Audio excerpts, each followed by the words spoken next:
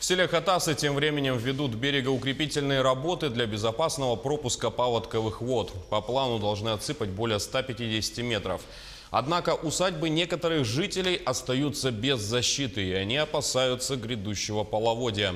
Прошлогодний паводок смыл берег села, и водная линия вплотную подошла к жилым домам и дворовым территориям, где живут около 30 семей.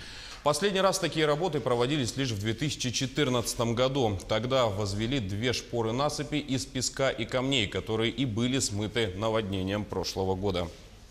Также интенсивное течение.